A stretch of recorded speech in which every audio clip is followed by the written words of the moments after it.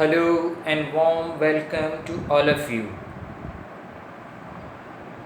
Today I am here with the part 13 of History chapter number 3, Nationalism in India. Dear student, in the previous lecture we discussed that Mahatma Gandhi decided to launch a new movement to get the freedom of our country. So he decided to launch civil disobedience movement. We discussed that when the Simon Commission arrived in India, the Congress leader and the people of India strongly opposed Simon Commission.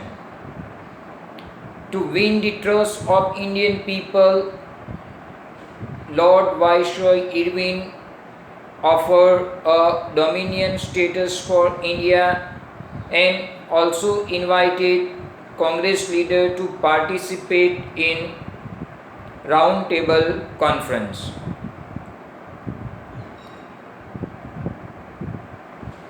Then we also discussed that Mahatma Gandhi ji wrote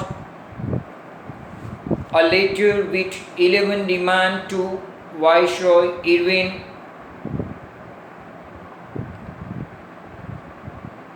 Some of these demands were of general interest and some of these were a specific demand of different classes, industrialists to peasants. One of the most important demands in that letter was demand to abolish the salt tax. Gandhiji believed that the tax on the salt and the government monopoly over the production of salt, this was the most oppressive phase of British rule. Till here we discuss. Mahatma Gandhi's letter was in a way an ultimatum. If the demand were not fulfilled by 11 March, the letter stated the Congress would launch a civil disobedience campaign. Gandhiji's letter to Lord Irwin, it was one kind of ultimatum, means a one type of warning to British government. Even the letter stated that if the demands were not completed by British government, Congress planned to launch a civil disobedience movement. Irwin was unwilling to negotiate, so Mahatma Gandhi started his famous Salt March accompanied by 78 of his trusted volunteers.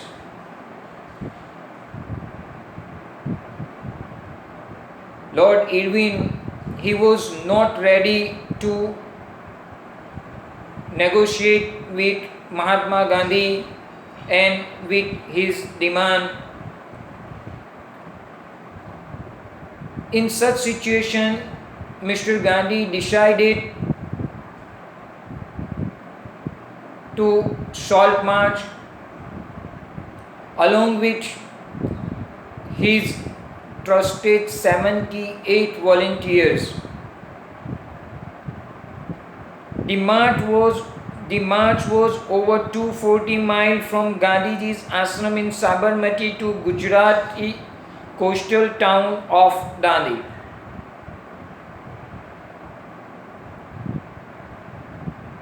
As I told you, Gandhiji started Salt March along with his 78 trusted volunteers. The march was started by Gandhiji from his ashram, Sabarmati Ashram, Ahmedabad, to coastal village, coastal town Dandi. The total distance of the march was 240 miles. The volunteers walked for 24 days, about 10 miles a day. Total distance from Sabarmati Ashram to Dandi, it was 240 miles. Gandhiji and his volunteers every day they walk for 10 miles, and after 24 days they reached to Dandi. The volunteers walked for 24 days, about 10 miles a day. 1,000 came to hear Mahatma Gandhi whenever he stopped and told them what he meant by Swaraj and urged them to peacefully defy the British. Defy means oppose or refuse the British rule. Every day they walk for 10 miles. Wherever they stopped, thousands of people came to listen Mr. Gandhi. Gandhiji requested them not to cooperate with Britisher, but without the use of physical force. He also explained them the meaning of Swaraj. On 6 April, he reached Dandi and ceremonially violated the law manufacturing shawl by boiling sea water.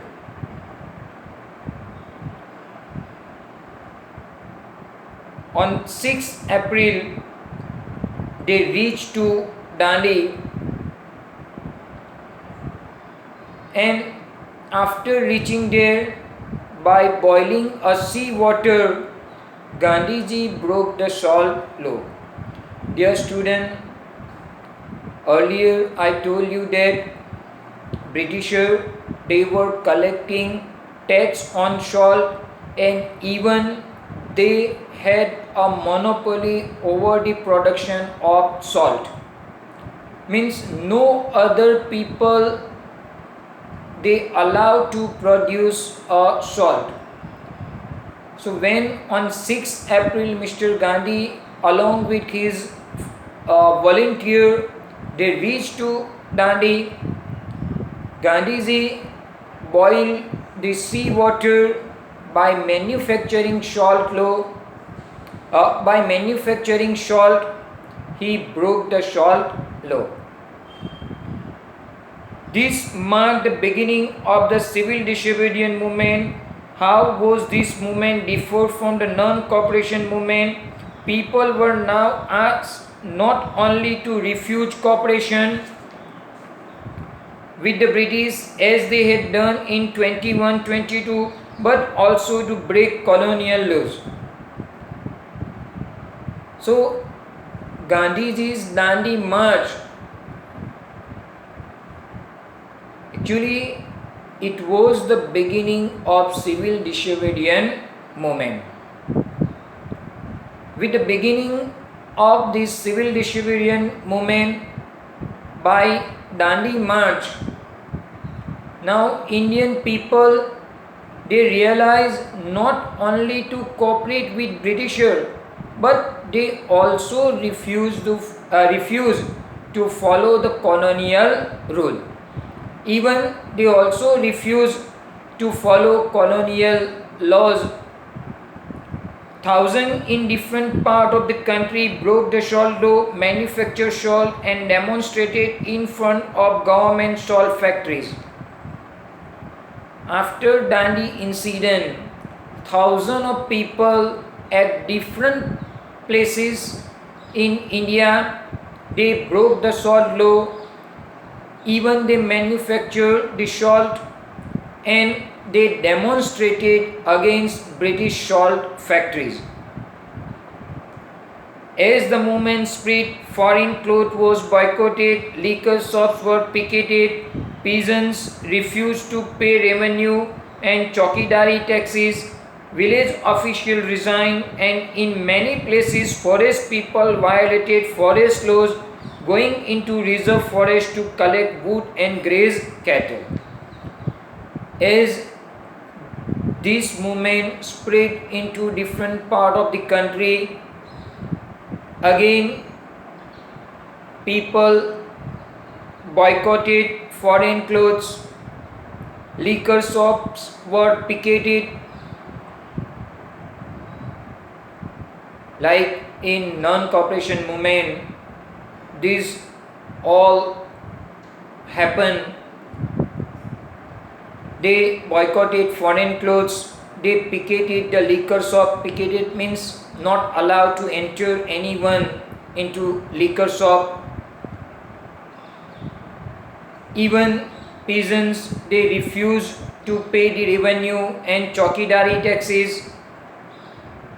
Village official, they also resigned from their post, and at many places forest people violated forest laws by going into reserve forest for collecting a wood and grazing their cattle. So as the movement spread into different part of the country, all these incidents follow with this movement. Worried by the development, the colonial government began arresting the Congress leader one by one. This led to violent clashes in many places. The movement now spread into more part of our country. So British government, they were worried by the situation, by spreading a movement into more part. So they decided to arrest Congress leader one by one. When British government arrested the Congress leader, due to this, at many places there was a violent clashes between British police and Indian people. When Abdul Ghaffar Khan, a devout disciple of Mahatma Gandhi, was arrested in April 1930, angry crowd demonstrated in the street of Peshawar, facing armored cars and police firing. When Abdul Ghaffar Khan, most trusted follower of Mr. Gandhi, he was arrested in Peshawar. So people strongly opposed of it. In a response to this, British government, they used armed guard, and even people also became the victim of police firing. Many people were killed. A month later, when Mahatma Gandhi himself was arrested, industrial worker in Solapur attacked police post, municipal buildings, law courts and railway station, all structures that symbolize British rule. After the month, 1 month, Mahatma Gandhi ji was also arrested by Britisher. So industrial worker in Solapur, they started to attack on British government buildings. They attack on police post, municipal buildings, law courts, even they attack on railway station. A frightened government responded with a policy of brutal repression. Peaceful satyagrahis were attacked, women and children were beaten, and about 1 lakh people were arrested. So when Britishers show a strong response from Indian people, they were frightened by the situation and they started to repress the movement with brutal hand. Peaceful satyagrahis were attacked by the British police. Even women and children were beaten by the Britisher, and as many as 1 lakh people were arrested by British government. So when Gandhiji was arrested, the industrial worker of Solapur, they attacked on British government buildings. When Indian people gave a strong response to the British government repression, British government were frightened and they decided to take a strict action against Indian people. They attacked on the peaceful satyagrahis. Even women and children were beaten by the British government, and as many as 1 lakh people were arrested by British government. So dear student, I would like to conclude my today's lecture. Thank you very much for your cooperation. We will meet again very soon with a new part of the chapter. Thank you very much again.